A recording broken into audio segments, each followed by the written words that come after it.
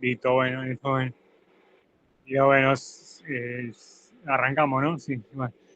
Bien, arrancamos con, bueno, estábamos viendo la tercera semana que estamos viendo sobre el tema del Espíritu Santo, con todas las funciones que este cumple, ¿no? El Espíritu Santo cumple en la vida de nosotros lo que somos los cristianos, ¿no?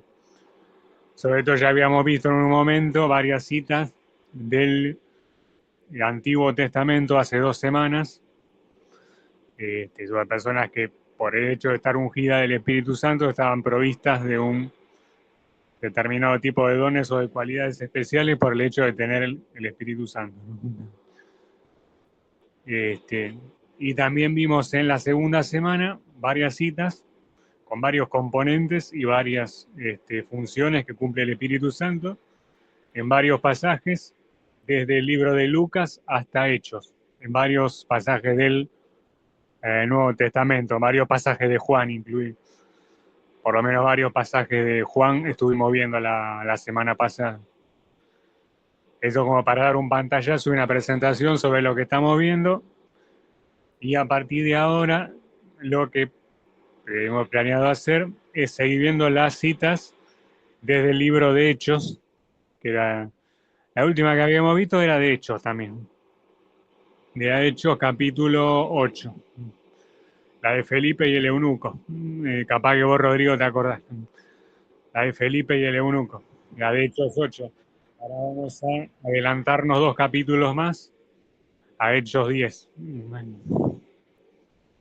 Hechos 10, 2 capítulos más adelante, desde el versículo 9 hasta el 20. Hechos 10, del 9 al 20. Y arrancamos ya toda la parte de la lectura. Hechos 10, arrancando del 9, dice: al día siguiente, mientras ellos iban por el camino y se acercaban a la ciudad, Pedro subió a la azotea para orar cerca de la hora sexta. Y tuvo gran hambre y quiso comer, pero mientras le preparaban algo, le sobrevino un éxtasis. Y vio el cielo abierto y que descendía algo semejante a un gran lienzo que atado de las 4 puntas era bajado a la tierra, en el cual había de todos los cuadrúpedos terrestres y reptiles y aves del cielo. Y le vino una voz que dijo: levántate, Pedro, mata y come. Le estaba hablando comer de lo que le estaba mostrando en ese momento, ¿no? Los cuadrúpedos terrestres, reptiles y aves del cielo. Y entonces Pedro dijo, acá va a haber algo importante que tiene que ver con el contexto del pasaje. Dije: Señor, no, porque ninguna cosa común o inmunda he comido jamás. Y volvió la voz a él la segunda vez y le dijo: lo que Dios limpió, no lo llames tú común. Esto se hizo 3 veces y aquel lienzo volvió a ser recogido en el cielo. Mientras Pedro estaba perplejo dentro de sí sobre lo que significaría la visión que había visto, aquí los hombres que habían sido enviados por Cornelio, los cuales, preguntando por la casa de Simón, llegaron a la puerta. Y llamando, preguntaron si moraba allí un Simón que tenía por sobrenombre Pedro. Y mientras Pedro pensaba en la visión, le dijo el Espíritu: he aquí 3 hombres te buscan. Levántate pues y desciende, y no dudes de ir con ellos, porque yo los he enviado. Acá tenemos 2 componentes muy importantes acá en Hechos 10. O sea, tenemos mucho como para hacer un énfasis bastante grande, sobre todo en 2 componentes principales. El versículo 13, del 13 al 16, y del 18 y 19 también. Del 13 al 16 hay algo muy importante y hay otra cosa muy importante, el 18 y 19. Son los 2 elementos en los cuales hacer énfasis acá en Hechos 10. Acá, primeramente, acá hay que tener que había una cuestión cultural desde la antigua alianza judía, a la cual Pedro todavía pertenecía. O sea, Pedro era alguien judío, que pertenecía, digamos, a una de las tribus que componían a Israel, digamos, alguna de las tribus de Israel. Y dentro de la tribu de Israel había determinados tipos de reglamentos en lo que se llama la Torá, la ley judía, en el Pentateuco, había determinados animales a los cuales uno como judío los podía comer y hay otros que no. Había otros que no. Ellos tienen todo un reglamento. De hecho, los que siguen siendo judíos siguen teniendo ese reglamento. Todo el tema de lo que es la carne kosher, todo lo que es la carne desangrada, todo lo que... Ellos siguen teniendo un sistema de leyes en los cuales ellos no pueden comer cualquier cosa, en los cuales ellos solo pueden comer determinado tipo de animales que ellos los consideran aptos para poder ser consumidos, y hay otros que los consideran que son, como dice acá, dice, que lo consideran como inmundos, que no son aptos para poder ser consumidos, que fue la respuesta que Pedro le dio al Espíritu Santo. Dice que ninguna cosa común en el mundo he comido jamás. Dice. A lo cual el Espíritu Santo le responde que lo que Dios limpió no lo llames tú común o inmundo. Esto viene para ponerlo en contexto, ¿no? O sea, los judíos se manejan y se sigue manejando. Después lo que se hicieron cristianos con la nueva alianza, lo que vinimos nosotros después, no nos manejamos con esos reglamentos, pero lo que al día de hoy se sigue manejando. Sí,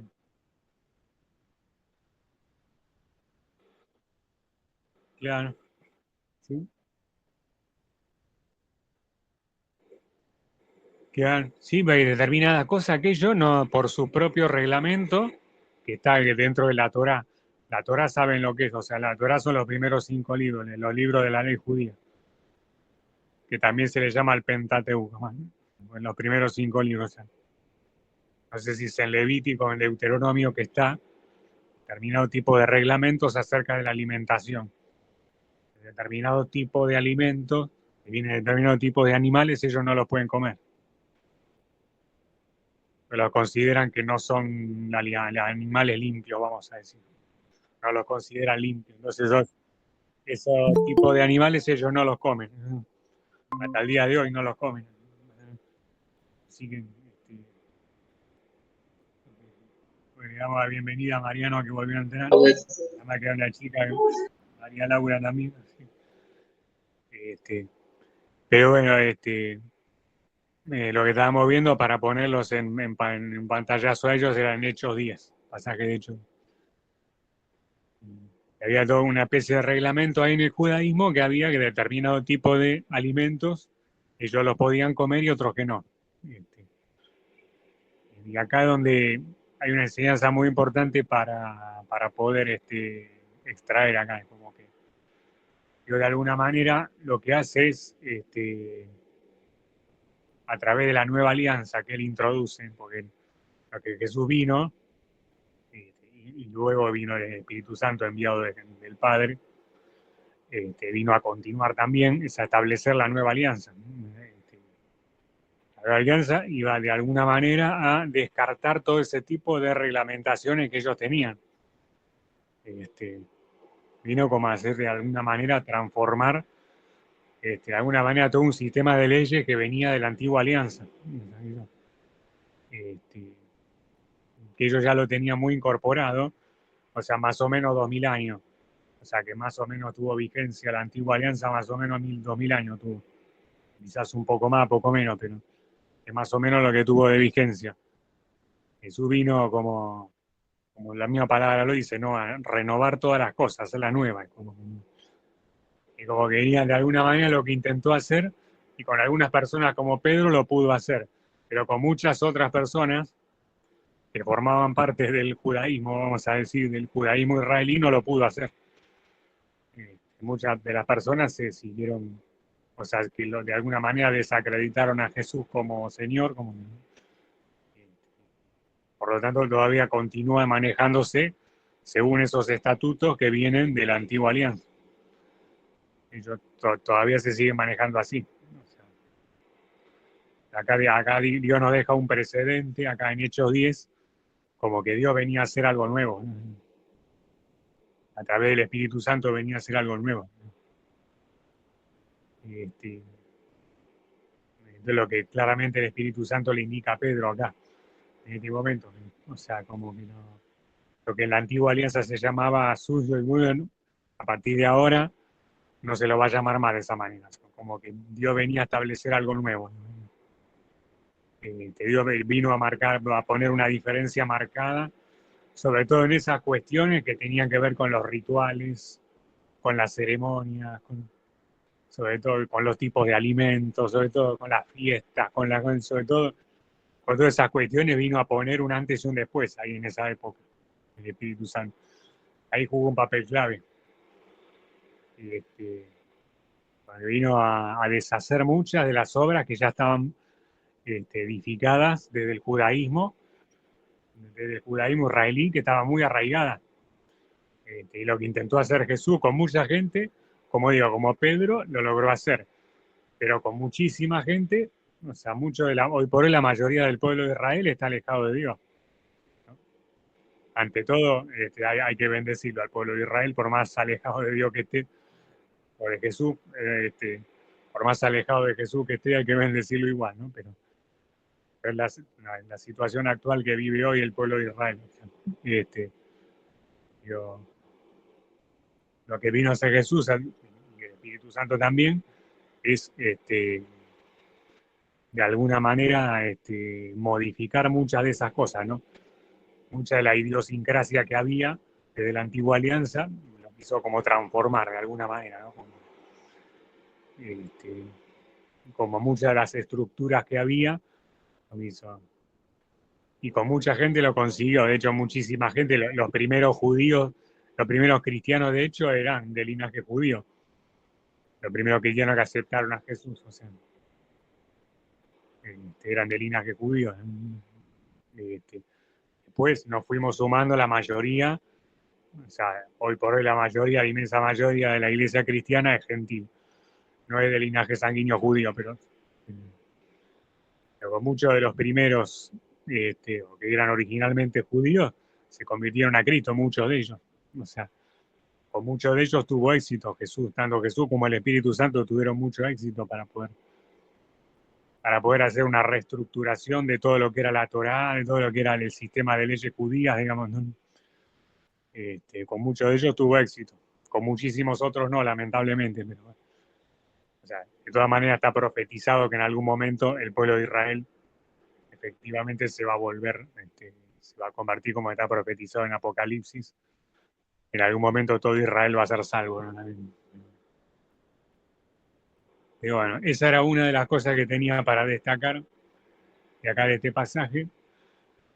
Y la segunda, que como dice, mientras Pedro pensaba en la visión, la que había visto, la de los animales, o sea, que venía a establecer un nuevo estatuto respecto a las comidas de alguien, al tipo de comida. Cuando estaba pensando en esa visión, le dijo el Espíritu: he aquí 3 hombres te buscan, levántate pues y desciende, no dudes de ir con ellos porque yo los he enviado. Y como el Espíritu Santo, a Pedro, igual que lo hizo con Felipe, le muestra que alguien justamente tenía el objetivo de ir a buscarlo y hablar con él. O sea, y se lo mostró el Espíritu Santo, mientras después de que le mostró la visión, le mostró a la conciencia de que había alguien que lo estaba buscando a él. Ese alguien en ese caso era Cornelio, ¿no? Como lo dice en el pasaje de Hechos 10, ¿no? Es algo muy similar a lo que habíamos visto en Hechos 8, en 2 capítulos antes, en el pasaje de Felipe y el eunuco, ¿no? El Espíritu Santo lo lleva a Felipe hasta donde estaba el eunuco para predicarle el Evangelio, ¿no? Para que el eunuco pudiera interpretar lo que estaba hablando, lo que estaba leyendo de ahí de Isaías, aprovechando de esa manera para poder predicar el Evangelio.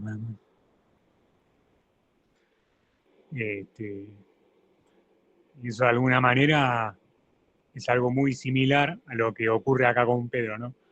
En Éxodo 10, ¿no? Lo que ocurrió con Pedro también, ¿no? Y se lo mostró a la conciencia. O sea, pero yo no creo en una cosa mística de qué sé yo, que bajó el Espíritu Santo así en persona, que más bien que fue algo que Dios le mostró, ¿no? A la conciencia. El Espíritu como que le dijo a la conciencia a Pedro que había determinado tipo de personas que lo estaban buscando y que habían llegado hasta la puerta de la casa de él. O sea, que se lo mostró como a la conciencia, a la mente, ¿no? Como diciendo, bueno, tiene que bajar la escalera hasta la puerta porque, o sea, no le dijo el nombre, que se llamaba Cornelio, pero le aclaró que alguien lo estaba buscando para hablar con él. O sea. Y ahora acá en Hechos 10 se ven muchas de los dos componentes muy claros, que son una obra, una consecuencia del poder del Espíritu Santo. O sea, el hecho de tener una visión como la que tuvo, el hecho de que se podía comer cualquier alimento, o sea, descartando todo lo que decía la Torá, la ley judía, todo de los animales que se pueden comer y los que no, y todo como que, dando de que los judíos comenzasen a descartar todo lo que el sistema de leyes que tenía respecto a ese tema, primero como uno de los componentes, o sea, que figura desde el 15 al 18. Y después también el hecho de revelarle a la conciencia que lo estaba buscando alguien para poder hablar con él. O sea, no le dijo el nombre exactamente, que se llamaba Cornelio, pero le dijo, hay alguien que te está buscando que quiere hablar con vos. Se lo dijo a la conciencia, o sea, dijo el Espíritu Santo.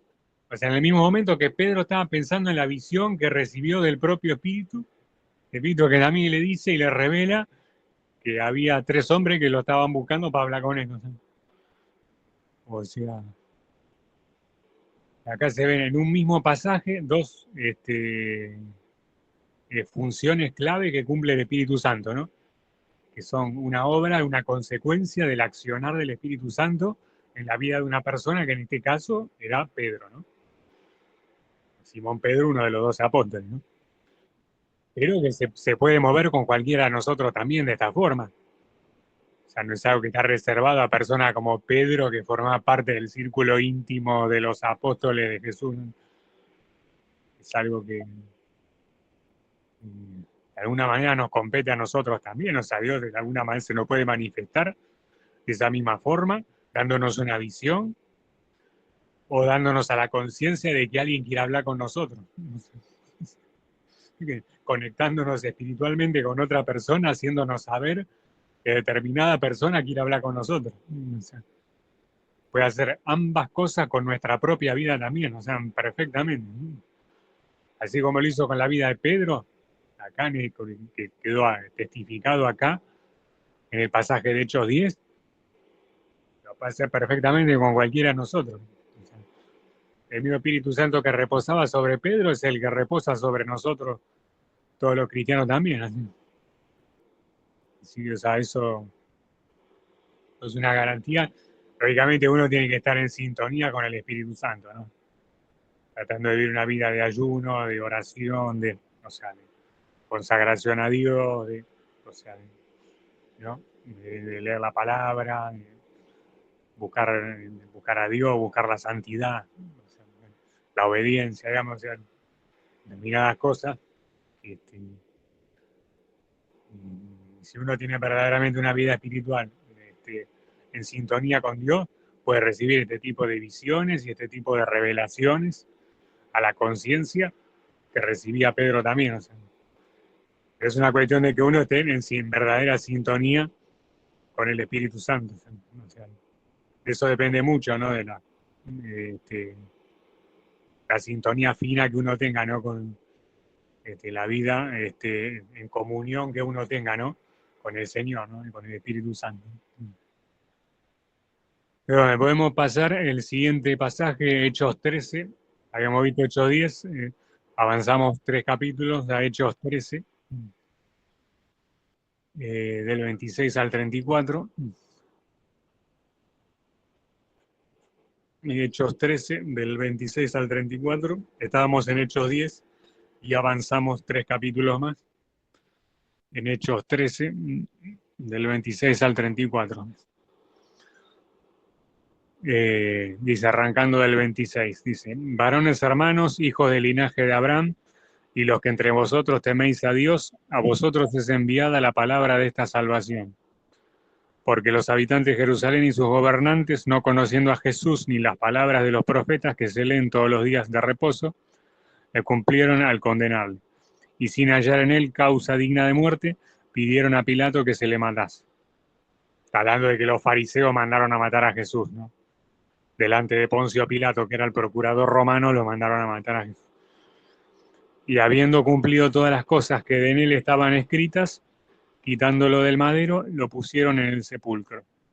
Mas Dios le levantó de los muertos. Atención con esto. Dios le levantó de los muertos.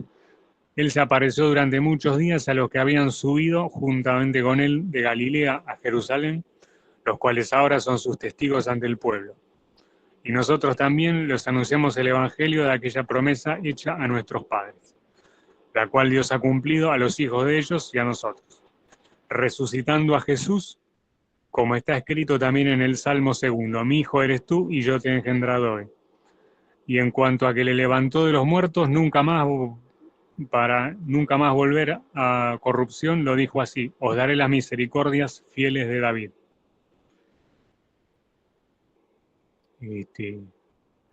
Acá habla de otro papel importantísimo que cumplió Dios a través del Espíritu Santo, ¿no?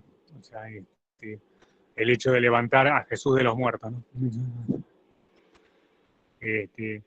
Yo te lo había aclarado en un momento, que creo que fue la vez pasada, el sábado fue pasado, cuando vimos una de las primeras citas de Lucas, en la cual se aclara que Jesús, a través del Espíritu, hacía muchos milagros y señales. O sea, había muchos milagros y sanidades sobrenaturales que hacía Jesús. Bueno, que había aclarado que en un lugar de la Biblia se menciona que si se tuviesen que recopilar todas las obras y milagros y sanidades que Jesús hizo, o sea, tendría que, escribirse como, claro, no alcanzarían todos los libros ni del planeta para poder, mencionar todas y cada una de las obras y sanidades y milagros que Jesús hizo acá en la tierra, ¿no? Durante su ministerio. Y desde la clara que lo hacía con la ayuda del Espíritu Santo, ¿no? Justamente. O sea, es esa misma ayuda del Espíritu Santo la que permitió, como dice acá en Hechos 13, que Dios lo levantara de los muertos. Que Dios fuera resucitado del Seol, del Hades, de los muertos, completando, al haber resucitado, completando la obra expiatoria de la cruz del Calvario, ¿no? O sea, otra de las finalidades fundamentales, si no la más fundamental de todas, ¿no? Del Espíritu Santo, el haberle conferido poder para poder resucitar de los muertos. Si hay algo que nadie puede hacer, humanamente hablando, es resucitar de los muertos. O sea, sino cuando en el momento, bueno, escatológico que sea, que cada uno de nosotros vaya a resucitar de los muertos, pero eso va a ser en un momento determinado escatológico, y también va a ser por obra del Espíritu Santo, que lo vamos a hacer nosotros también. O sea, pero el primer ejemplo que tenemos acá justamente es el de Jesucristo. Eso, justamente, resucitar de los muertos, ¿no? Y si hay algo para lo cual se necesita un poder enormemente sobrenatural, era justamente para que Jesús pudiese, salir del lugar del Hades, del Seol, para poder subir otra vez acá a la tierra, levantándose de los muertos. Si hay algo para lo que realmente se necesita un poder sobrenatural, es para eso. O sea, si para algo realmente se necesita algo muy sobrenatural, es para que alguien resucite de los muertos, ¿no? Para que alguien vuelva de la muerte, vuelva del Seol. O sea, y acá, donde se muestra en Hechos 13, por eso que consideraba muy atinado poder mencionar este pasaje acá, porque se menciona como algo muy, que fue obra del Espíritu Santo y que jugó un papel enormemente fundamental. O sea, el hecho de completar la obra expiatoria. para hacer que no quedara incompleta y que no quedara Jesús en la tumba, en el sepulcro, sino que Jesús resucitase y se levantara de los muertos. Este, este, así eso es una de las cosas que me pareció muy importante poder rescatarlo, porque ese mismo poder es el que está con nosotros, es el poder del Espíritu Santo, que fue capaz de resucitar al mismo Jesucristo del Hades, del Seol, del lugar de los muertos. O sea, es ese mismo poder este, que tenemos nosotros. Este, está de más decir que no lo tenemos por nosotros mismos, que lo tenemos, es el mismo Espíritu Santo que fue capaz de resucitar a Jesús de los muertos, es el mismo Espíritu Santo que puede operar milagrosamente en la vida de cualquiera de nosotros, de lo que somos hijos de él. O sea, es uno de los mayores ejemplos, si no el mayor ejemplo de todo, ¿no? De una obra milagrosa, sobrenatural, que en rescatar a alguien del lugar de los muertos, ¿no? No sé. Pero entonces está muy en el inconsciente, como que el que entra ahí no sale más, como que entra al lugar de los muertos no sale más, se queda ahí, o sea, como el Espíritu Santo tuvo poder para levantarlo de ahí y hacerlo volver a la tierra. O sea, como para que no quedara absolutamente claro que tenía que ser por obra sobrenatural, o sea, no podía, no era algo que no lo podía hacer Jesucristo como hombre, ¿no? Era por obra del Espíritu Santo, o sea, ¿no? Como para que no quedara absolutamente la menor duda, ¿no? Por eso me pareció muy acertado dar este pasaje como una muestra del gran poder, del infinito poder que tiene el Espíritu Santo, ¿no? O sea, que todo está sujeto en algún momento, como decimos, a la soberanía de Dios, ¿no? O sea, Dios con su Espíritu Santo se mueve de manera soberana, ¿no? No está claro, o sea, tampoco se trata de que el Espíritu Santo va a hacer cualquier cosa que nosotros queramos que haga, ¿no? Por más que nosotros tengamos el Espíritu Santo, ¿no? O sea, está sujeto a la soberanía divina, que, o sea, Dios tiene planeado para cada persona en específico, ¿no? Dios tiene planeado hacer alguna obra milagrosa en la vida de alguien, la va a hacer. Ya sea la mía, la de Rodrigo, la de Magalaue, la de Mariano, la de cualquiera. La de cualquier cristiano. O sea, si Dios se le pone en la mente que va a hacer una obra milagrosa en la vida de cualquiera de nosotros, la va a hacer. La cuestión de que, o sea, primero de que tengamos fe, claramente dice la palabra que sin fe es imposible que podamos agradarle a Dios y tener fe. En segundo lugar, de acuerdo al plan soberano que Dios tenga para cada uno. De hecho, yo mismo puedo dar testimonio de muchas obras milagrosas que Dios hizo en mi vida, respecto a mi carácter, a mi personalidad. Muchos que me conocen cuando yo era chico, hay alguien personalmente que me conoce cuando yo era chico, tenía 15 años, en nada que ver mi carácter con lo que es ahora. Nada que ver mi carácter con el que era en esa época. Y de eso uno de los tres que me está escuchando puede dar testimonio, que me conoce desde esa época. Así que puede dar perfectamente testimonios. O sea, y eso yo lo considero que es una obra del Espíritu Santo que Dios hizo en mi vida. Entonces es algo que yo lo considero perfectamente una obra del Espíritu Santo que Dios fue haciendo en mi vida en todos estos años. Entonces es como que de alguna manera el Espíritu Santo que tenemos que seguir teniendo confianza, que seguir operando y haciendo milagros como capaz lo hizo alguna vez en nuestra vida, para poder seguirlos haciendo en algún momento, siempre y cuando mantengamos la fe, siempre y cuando tratemos de vivir una vida de obediencia, sujetándonos a Dios, ¿no? De alguna manera. Pero el siguiente pasaje que podemos ver, entramos en 3 pasajes de Romanos. Si quieren, vamos, son 3 pasajes de Romanos, en los capítulos 4, 8 y 10. Vamos a ver primero el capítulo 4, Romanos 4, 24.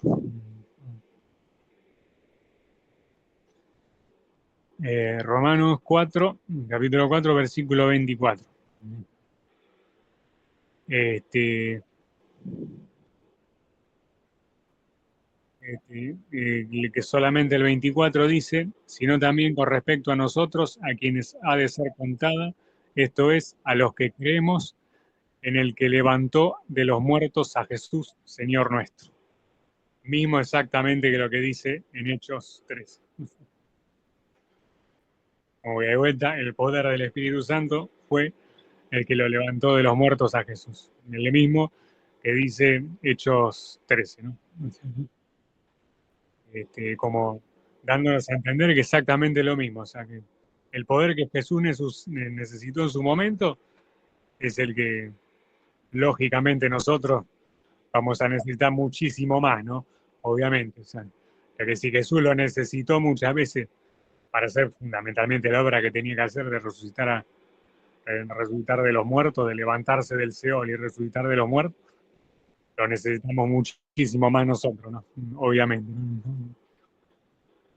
Pero era como un paralelo que tenía este, con el pasaje que habíamos visto antes de Hechos 13, está reconfirmado en Romanos 4:24, certificando que el poder del Señor, del Espíritu Santo, es el que lo levantó de los muertos a Jesús. Este, y acá lo dice de manera mucho más clara todavía. Porque alguno acá me podría argumentar y me podría decir que, bueno, por ahí es Dios Padre el que lo levantó. O sea, alguno me podría argumentar de esa manera, que no fue el Espíritu Santo, fue Dios Padre el que lo levantó. Pero acá en Romanos 8 vamos a ver, porque se lo menciona claramente, que habla del Espíritu. Lo vamos a ver en Romanos 8:11. Porque alguno quizá, por ahí no me lo dice, pero lo puede estar pensando, voy a decir, bueno, por ahí no fue el poder por ahí del Espíritu Santo, sino el de Dios Padre. Pero acá si vamos a Romanos 8:11, Romanos capítulo 8, versículo 11 dice, si el Espíritu de aquel que levantó de los muertos a Jesús mora en vosotros, el que levantó de los muertos a Cristo Jesús vivificará también vuestros cuerpos mortales por su Espíritu que mora en vosotros. Acá claramente lo dice que es el Espíritu Santo. O sea, para lo que pensaba por ahí, porque si se habla que es por el poder de Dios, se puede entender que es por el Dios Padre también, por ahí. Por ahí quedaría con un poco de ambigüedad, ¿no? Por ahí si uno dice, pero, o sea, acá en Romanos 8:11 lo dice claramente. O sea, que el mismo Espíritu Santo que levantó a Jesús de los muertos, es el que nos va a vivificar a nosotros también, los cristianos, los seguidores de Jesús, nuestros cuerpos mortales, por su Espíritu que también mora en nosotros. O sea, que el mismo Espíritu que moraba en Jesús y que lo levantó de los muertos, es el mismo Espíritu que mora en nosotros y que nos va a levantar a nosotros de los muertos. O sea, hace como un paralelo ahí entre lo que es la obra que hizo con Jesús, por un lado, en la obra expiatoria de la cruz, del Calvario, en similitud o en paralelismo con la misma obra que va a hacer con nosotros cuando nos resucite, ¿no? En el tiempo escatológico, ¿no? En el día postrero, ¿no? Que nos va a resucitar a nosotros también, ¿no? Así, como dando a entender, como presentando el mensaje como en una línea, ¿no? En ese sentido, decir como que Jesús era el primogénito entre muchos hermanos, ¿no? Dando a entender como que lo mismo que hizo con él, ¿no? El derecho de resucitarlo de los muertos y glorificarlo, porque Jesús una vez que resucitó de los muertos fue glorificado y fue asunto a los cielos, ¿no? Ascendido a los cielos, ¿no? Y glorificado. Y de la misma manera va a ser también con nosotros, ¿no? Va a resucitar a través del Espíritu de los muertos y nos va a glorificar y nos va a llevar al cielo. También, ¿no? De alguna manera. Como que va mucho de la línea, ¿no? Por el hecho de que Jesús, además de ser el unigénito de toda la creación, es el primogénito entre muchos hermanos, ¿no? Como dando a entender que O sea que con nosotros va a ser exactamente lo mismo, ¿no? Como que lo que hizo con él es una sombra de lo que va a hacer con nosotros también, ¿no? En un futuro más escatológico en la eternidad, ¿no?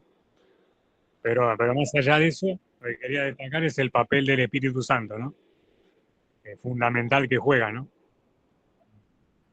Que lo resucitó a Jesús y que nos va a resucitar juntamente a nosotros también, resucitándonos de los muertos y llevándonos al cielo, ¿no? Este, eh, pero bueno, si quieren podemos ir a Primera Corintios, si quieren, si están de acuerdo, si no tienen objeción, podemos ir a Primera Corintios 2, porque también había uno en Romano, pero era lo mismo, o sea, y confesares con tu boca que Jesús es el Señor y creyeres en tu corazón que Dios le levantó de los muertos, serás salvo. Le levantó de los muertos a través del Espíritu Santo, ¿no? En Romano 19, ¿no? Pero bueno, una repetición de lo mismo, de Romanos 6 creo que era, de Romanos 4, perdón, y de Hechos 13. Hechos 13, Romanos 4 y Romanos 10 dicen lo mismo. Pero bueno, vamos a 1 Corintios 2, si quieren.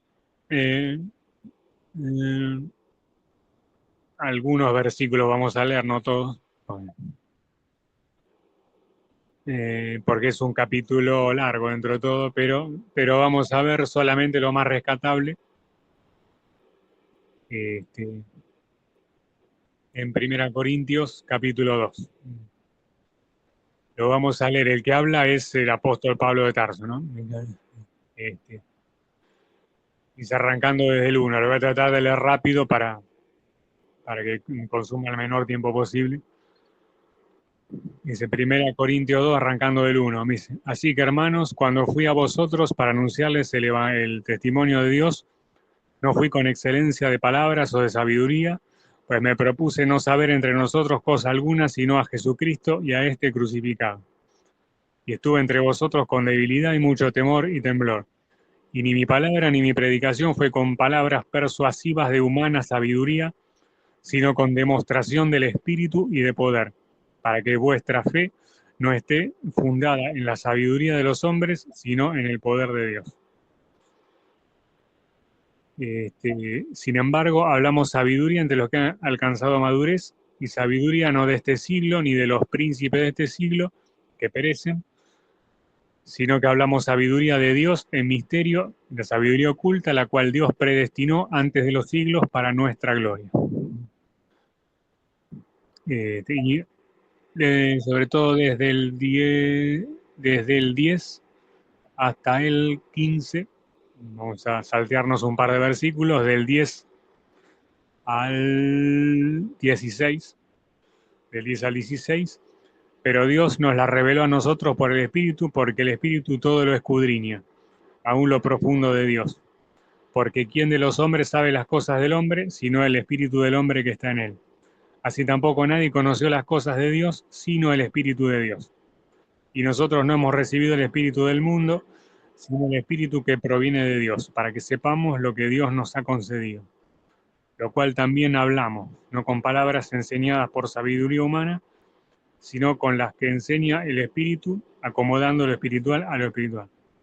Pero el hombre natural no percibe las cosas que son del Espíritu de Dios, porque para él son locura, y no las puede entender porque se han de discernir espiritualmente. En cambio, el espiritual juzga todas las cosas, pero él no es juzgado de nadie. Porque ¿quién conoció la mente del Señor? ¿Quién le instruirá? Mas nosotros tenemos la mente de Cristo.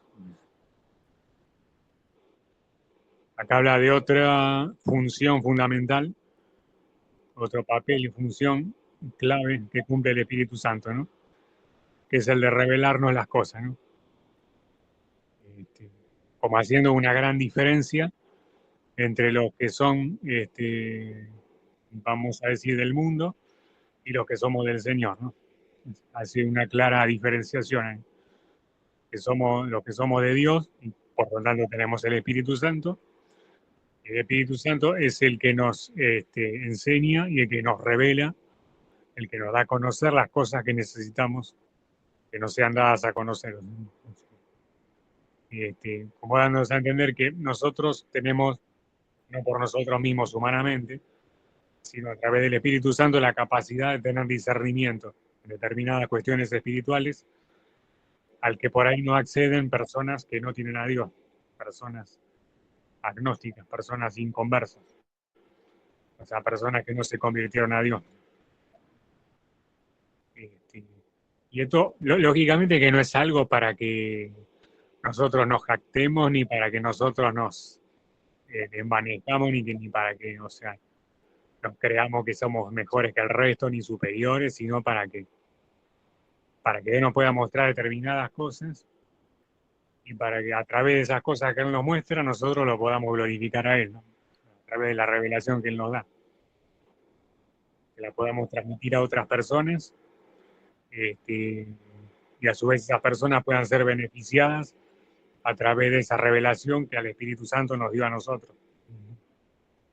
Este, pues todo lo que el Señor nos da a través del Espíritu, o sea, no nos lo da para nosotros mismos, fundamentalmente, al menos no fundamentalmente, sino para poder bendecir a otras personas.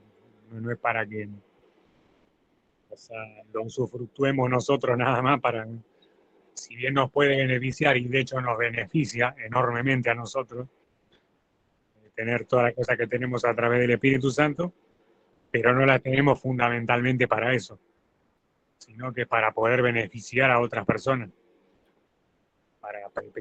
Primero para glorificarse Él a través de nosotros y para que puedan ser beneficiadas otras personas a través de lo que el Espíritu Santo nos puede dar a nosotros, sea a manera de revelación, a manera de profecía, manera de sanidad, manera de consejería. O sea, a cada uno les da un don del Espíritu Santo, a cada uno les da, ¿no? En otro pasaje después lo vamos a ver, pero a cada uno les da una capacidad determinada que dada por el mismo Espíritu Santo. O sea, en el caso de cada uno es diferente. En el caso de cada uno, a uno le dará capacidad de hablar en lengua, al otro hablar profecía, el otro hacer sanidades, el otro, este, cada uno, según la providencia de Dios, según la soberanía divina, según lo que Dios le quiera proveer a cada uno. Eso, de alguna manera, la cuestión es que el Espíritu Santo cumple esa función clave, darnos a nosotros lo que necesitamos, no tanto para nosotros mismos, sino pensando en la manera en la cual podemos beneficiar a otros, ¿no? A través de una palabra, de un consejo, que vos le puedes dar a otro. Este, hay muchas personas que pueden llegar a tener el don de aconsejar a otros, porque Dios a través del mismo Espíritu Santo se lo dio. Una palabra de consejo a alguien que necesita consuelo, que necesita por ahí una palabra de aliento, por ahí una palabra de necesita ser fortalecido anímicamente a alguien y Dios le puede proveer a alguien lleno del Espíritu Santo para que pueda ser consolado y fortalecido anímicamente, o sea, a través de alguien que está lleno del Espíritu Santo. Así. Lo mismo alguien que está enfermo y necesita sanidad, y por ahí el Espíritu Santo puede hacer la obra a través de alguien lleno del Espíritu Santo que le haya sido dado el don de sanidad. O sea que, hay que aclarar que nosotros, la mayoría de los cristianos evangélicos, acá hay que hacer como una salvedad, ¿no? Somos continuistas, ¿no? Yo creo que tú una vez lo mencioné, ¿no? Somos continuistas, ¿no? Que creemos en la doctrina del continuismo. Porque acá hay muchas líneas reformadas calvinistas, que creen que los dones del Espíritu cesaron en la época, en el primer siglo. O sea, hay otra línea que se llaman los cesacionistas, que creen que los dones del Espíritu Santo hoy por hoy, año 2022, no están en vigencia, ¿no? O sea, hay muchas líneas reformadas lo creen. O sea, el Espíritu Santo no son manifestaciones que tuvo el Espíritu en esa época por la providencia divina nada más, pero fue solamente para la época del primer siglo. Con eso hay dos corrientes de pensamiento, ¿no? Por la duda, esto como un detalle anexo, ¿no? Nosotros lógicamente que creemos y tenemos fe que el Espíritu Santo incluso puede levantar de los muertos a alguien. Si alguien tiene la suficiente unción del Espíritu Santo, como dicen que tenía, por ejemplo, David Wilkerson, dice por el propio testimonio de él, dice en muchos de los velorios que él fue, lo ven a 3 veces. Terminaron todos desmayados y el muerto resucitado. Fíjate la unción del Espíritu Santo que debería tener el tipo. Era capaz de levantar a un muerto de la tumba o del ataúd. Nosotros creemos que esos mismos dones del Espíritu Santo están vigentes hoy. Porque por eso aclaro como un detalle anexo que hay otra corriente que no. Que creen que con el primer siglo se acabaron los dones del espirituales. Como que era algo que era propio, se agarran de 1 Corintios 13, ¿no? Dice que hay un momento en que la profecía acabará, los dones se acabarán, todo, pero lo que prevalece es la fe, la esperanza y el amor. Ellos lo aplican al primer siglo. Como que del primer siglo para acá lo que prevalece es la fe, la esperanza y el amor, ¿no? Que todo lo demás quedó dejado de lado, vamos a decir. Sin embargo, han habido muchas manifestaciones que son indudablemente comprobables, que son el Espíritu Santo ha hecho obras realmente milagrosas en la vida de muchísima gente, sanándola, resucitándola, inclusive a mucha gente. Este, este, eso es algo que nosotros somos claramente de esa línea continuista, ¿no? Queremos, si uno se llena, o sea, lo suficiente del Espíritu Santo, ¿no? Porque eso también, porque esto incluso puede generar a veces por ahí determinada cuestión en algunas personas que por ahí creen o aspiran a tener ese don y como Dios no se lo dio, a veces se sienten de alguna manera como decepcionadas, ¿no? Pues sí, porque a veces porque por ahí Dios no le dio el don de sanidad que le dio a otra persona, ¿viste? Hay muchos que confían en tener el don, el Espíritu Santo que Dios le dio a otro. Eso, eso es algo que tiene que ver con la soberanía divina, ¿no? Que Dios le da los dones a quien Él considera conveniente o necesario dárselos. Pero en la cuestión es uno de los dones que se menciona acá era el de revelación, ¿no? La revelación por el Espíritu de Dios. En el título la aclara, en 1 Corintios 2, estamos leyendo uno de los títulos, uno de los fragmentos, se llama la revelación por el Espíritu de Dios. En la versión Reina Valera 1960, por lo menos.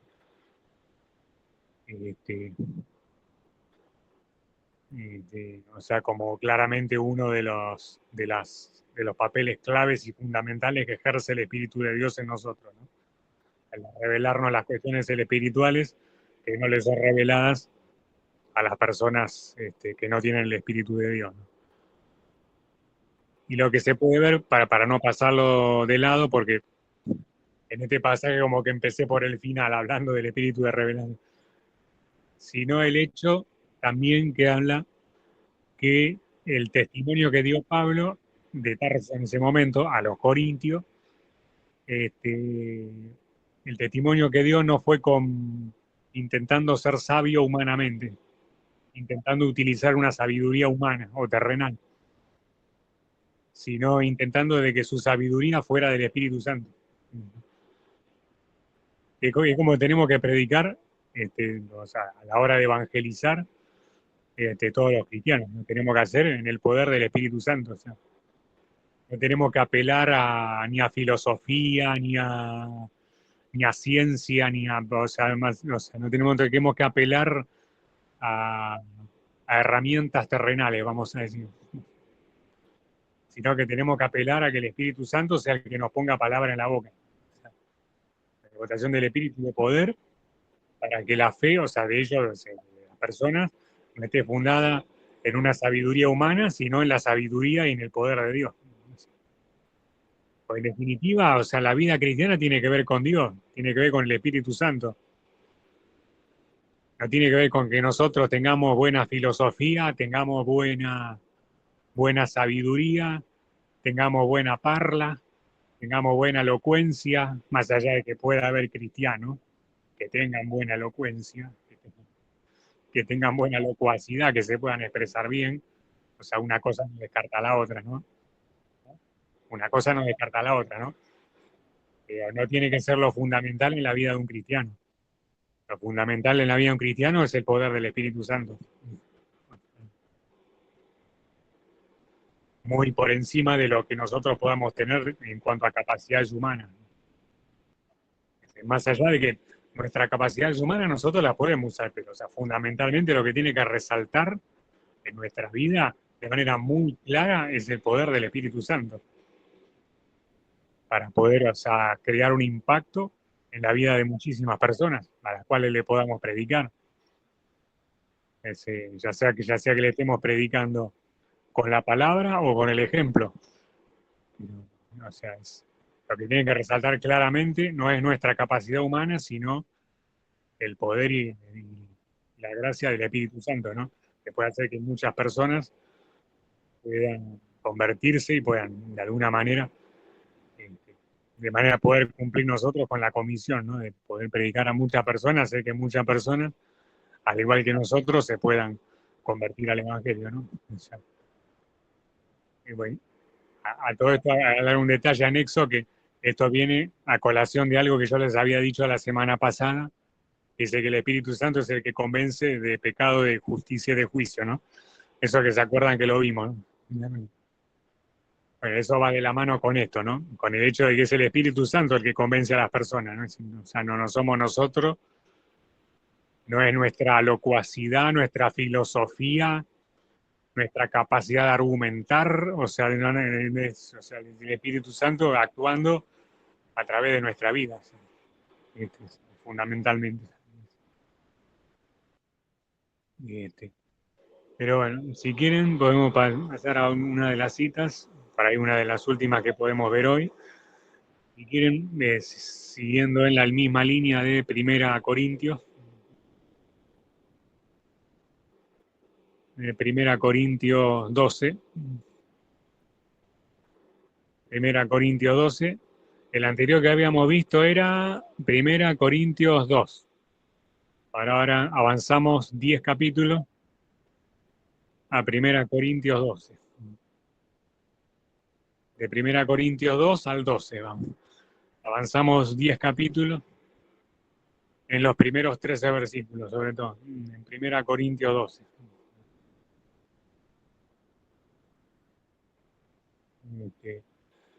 Que habla sobre los dones espirituales, ¿no? Que esto un poco lo adelanté, ¿no? Un poco medio sin querer me adelanté, ¿no? Un poco de Primera Corintios 12. Pero ahora lo vamos a leer como algo directamente de parte de Dios, como algo inspirado que sale de la propia Biblia, ¿no? Primera Corintios 12, del 1 al 13, donde habla de los dones espirituales, que de hecho es el título. En la versión Reina Valera 60 es el título. Arrancando del 1 dice, no quiero, hermanos, que ignoréis acerca de los dones espirituales. Sabéis que cuando erais gentiles se os extraviaba llevándoos como se llevaba a los ídolos mudos. Por tanto, os hago saber que nadie que hable por el Espíritu de Dios llama anatema a Jesús. Y nadie puede llamar a Jesús Señor si no es por el Espíritu Santo. Ahora bien, hay diversidad de dones, pero el Espíritu es el mismo. Hay diversidad de ministerios, pero el Señor es el mismo. Hay diversidad de operaciones, pero Dios, que hace todas las cosas en todos, es el mismo. Pero a cada uno le da la manifestación del Espíritu, esto un poco lo adelanté, para provecho. Porque a este es dada por el Espíritu Santo palabra de sabiduría, a otro palabra de ciencia, según el mismo Espíritu, a otro fe por el mismo Espíritu, a otros dones de sanidades por el mismo Espíritu, a otro el hacer milagros, a otro profecía, a otro discernimiento de espíritus, a otro diversos géneros de lenguas, a otro interpretación de las lenguas, pero todas estas cosas las hace uno y el mismo Espíritu, repartiendo a cada uno en particular como Él quiere. Porque así como el cuerpo es uno y tiene muchos miembros, pero todos los miembros del cuerpo, siendo muchos, son un solo cuerpo, así también Cristo. Porque por un solo espíritu fuimos todos bautizados en un cuerpo, sean judíos o griegos, sean esclavos o libres, y a todos se nos dio a beber de un mismo espíritu. Pero si hay un pasaje como para hablar del Espíritu Santo, es este pasaje, ¿no? Claramente, ¿no? Este pasaje de 1 Corintios 12, ¿no? Dice, acá donde se sacan muchas de lo que se lo da de manera detallada, ¿no? Digamos, o sea, yo mencioné 2 o 3, pero acá se menciona en 1 Corintios 12, los primeros 13 versículos, todas las manifestaciones sobrenaturales que pueden ocurrir como consecuencia de alguien que tiene el Espíritu Santo, ¿no?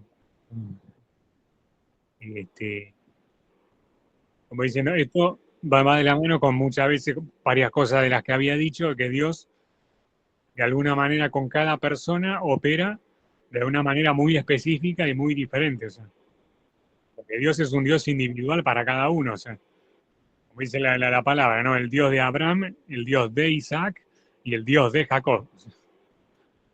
No dice Dios de Abraham, Isaac y Jacob. No, el Dios de Abraham con un trato para Abraham, Dios de Isaac con un trato para Isaac y Dios de Jacob con un trato para Jacob.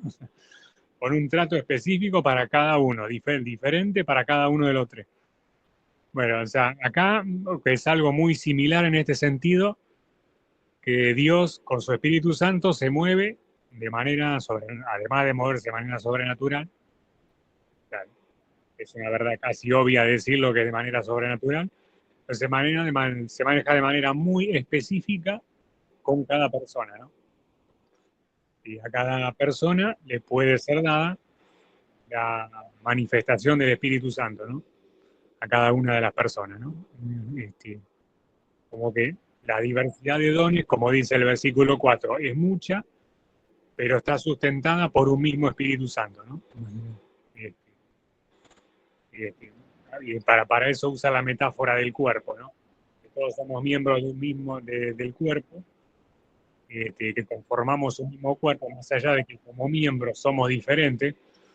El hígado no es igual que el estómago, y no es igual que el corazón, no es igual que el cerebro, ni no es igual que el dedo, ni que la pierna. O sea, todos los miembros del cuerpo son diferentes. No todos los miembros del cuerpo son oreja, ni son ojo, ni son lengua, ni son pies. ¿No? O sea, todos los miembros son diferentes, ¿no? Pero forman parte de un mismo cuerpo humano. O sea, bueno, con la diversidad de dones es exactamente igual. O sea, el que tiene, por ejemplo, el don, como dice acá, de palabra de sabiduría, tiene un don específico, de palabra de sabiduría, este, un don específico que le fue dado a esa persona. O sea, y el resto de las personas que por ahí no le fue dado, digamos, no tiene que poner el foco en ese don de sabiduría que le fue dado a esa persona, sino lo que cada uno tiene que hacer es descubrir de alguna manera cuál es el don o la manifestación que uno tiene, ¿no? Del Espíritu Santo. La de cada uno dice que a cada uno significa a todos. O sea, no significa que el Espíritu Santo a uno les da manifestaciones sobrenaturales y a otros no. Y dice a todos y a cada uno. La manifestación del Espíritu Santo es para todos los que somos verdaderos cristianos, ¿no? Todos los que realmente somos verdaderos cristianos y recibimos a Jesús, tenemos algún tipo de manifestación a través de la cual el Espíritu se manifiesta. O sea, para provecho de alguien, para poder beneficiar a alguien a través de ese don sobrenatural que se nos dio. Si por ahí uno se da cuenta que tiene palabra de sabiduría, no tiene que ponerse a mirar al que tiene palabra de ciencia, no. La palabra de ciencia tiene palabra de ciencia y vos tendrás palabra de sabiduría. Y si a otro le dio el don de fe, el mismo espíritu, lo mismo. El don de hacer sanidades o el don de hacer milagros. Uno no tiene que, o sea, de alguna manera querer tener esos mismos dones, si no le fueron dados. Hay algo muy llamativo, por lo menos a mí me llamó mucho la atención, en un video que hizo Eduardo Gutiérrez, que yo escucho bastante, dice que los dones no se pueden falsificar. O sea, bueno, podés de alguna manera pretender, o sea, tener vos humanamente un don que Dios no te dio sobrenaturalmente con el Espíritu Santo. O sea, no lo podés pretender de alguna manera, no. O sea, no. O sea, no se pueden copiar ni falsificar los dones, ni adulterar, no se puede. O sea, es así. Eso te lo da Dios o no lo tenés, ¿no? O te lo da Dios o no lo podés tener. Por eso que esto es una invitación a que por ahí hay cada uno, este pasaje de acá de 1 Corintios 12, cada uno pueda saber y descubrir cuál es la manifestación que el Espíritu tiene este, en la vida de cada uno, ¿no? Para cada uno se nos dio algo, ¿no? Si no es sabiduría, es ciencia; si no es ciencia, es fe, para poder orar y tener disciplina para orar; si no es don de sanidad, si no es de milagro, si no es de discernimiento de espíritu, si no es de lengua o si no es de interpretación de lengua. Pero alguno de eso, alguna manifestación sobrenatural seguramente te dio si sos un verdadero cristiano. Seguramente que se te dio. O sea que lo que uno tiene que tratar de descubrir justamente es eso, ¿no? Para poder sacarle el mayor provecho posible, o sea, mayor provecho posible, como digo, no pensando en uno mismo, ¿no? El provecho que uno pueda sacar, ¿no? Sino el provecho que uno pueda sacar para poder beneficiar a muchísimas otras personas a través de lo que se nos dio, ¿no? Sobre todo sabiendo y teniendo en cuenta lo que dice Lucas 12, ¿no? Que se nos va a dar a pedir cuenta de alguna manera acerca de lo que se nos dio, o sea, de los dones que Dios nos dio a cada uno, ¿no? Como es algo de lo cual nosotros vamos a tener que, en algún momento, que rendir cuentas, ¿no? Por eso es importante el hecho de descubrir, ¿no? Lo más tempranamente posible, descubrir cuál es la manifestación que a uno se le dio, ¿no? Pero bueno, lo importante es, o sea, el hecho de saber que es el mismo espíritu, no es algo que nosotros producimos o lo podemos hacer de manera humana, sino que es a través del Espíritu Santo. Después ya hay un detalle anexo que dice que es por el Espíritu Santo que nosotros podemos llamar a Jesús Señor, ¿no? Es otro de los papeles que cumple el Espíritu Santo, ¿no? Que se lo menciona acá en 1 Corintios 12. Hay que pueda llamar de manera sincera a Jesús como Señor, de manera sincera, o sea, siendo realmente Jesús tu Señor y sujetándose a la doctrina del Señor Jesús, es únicamente por el Espíritu Santo. Es otro de los papeles, digamos, que están señalados acá en 1 Corintios 12, ¿no? Pero bueno, esto creo que por lo menos, no sé cuánto tiempo va hasta ahora, pues no quiero alargarme más. ¿Eh? Sí, hasta ahora cuánto va de tiempo. ¿Hace cuánto?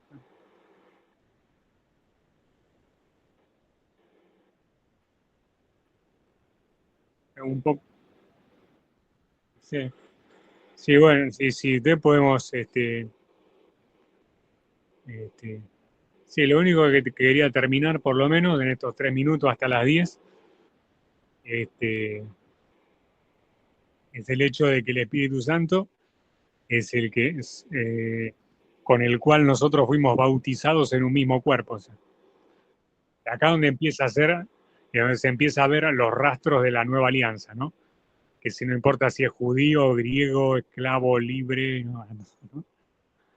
Varón, mujer, chico, grande, no importa, ¿no? Rico, pobre, ¿no? Como dándonos como algo incipiente sobre lo que empezaba a mostrarse como la nueva alianza, ¿no? A diferencia de por ahí un poco de lo que era la antigua, ¿no? que todas estas cuestiones estaban reservadas a un pueblo muy específico en particular que era Israel, ¿no? Sino que acá todos, a través de un mismo espíritu somos todos bautizados en un mismo cuerpo, no importa de la procedencia que tengamos. Este, Capaz que descubrimos en alguno, capaz que en nuestra línea genética, de acá 15 generaciones, capaz que descubrimos que tenemos a alguien que pertenece a algún linaje judío, no sé. Pero más allá de eso es un detalle anexo. O sea, la cuestión es que, o sea, el mismo Espíritu Santo es el que nos bautiza a todos en un mismo cuerpo, en el cuerpo de Cristo. O sea, es decir, que nos hace formar parte de ese mismo cuerpo de Cristo sin importar nuestra genética, ni nuestro linaje sanguíneo, ni nuestra procedencia. O sea, los dos se nos da ver ese mismo espíritu y por lo tanto somos parte de la misma familia espiritual. Así que eso es algo que no tiene que ver con pertenecer a un grupo, digamos, vamos a decir, selecto, por así llamarlo de alguna manera, sino que tiene que ver con la actitud de nosotros de predisposición para que el Espíritu Santo realmente nos pueda bautizar y nos pueda, nos pueda llenar y nos pueda hacer formar parte de ese cuerpo, ¿no? Justamente. Pero tiene que ver con la predisposición nuestra, ¿no? El Espíritu Santo realmente este, nos haga formar parte del cuerpo de Cristo, ¿no? Este, pero bueno, eso, por lo menos hasta el momento, lo que te quería terminar con eso, porque de alguna manera el Espíritu Santo es el que nos unifica a todos, ¿no? De alguna manera. Lo que nos unifica no es pertenecer a un pueblo, no es pertenecer a una tribu, a una sociedad selecta, sino es el hecho de el Espíritu Santo, que es el que nos hace tener la unidad y lo que nos hace ser parte del cuerpo de Cristo, ¿no? Pero bueno, con esto ya termino por hoy porque son las 10.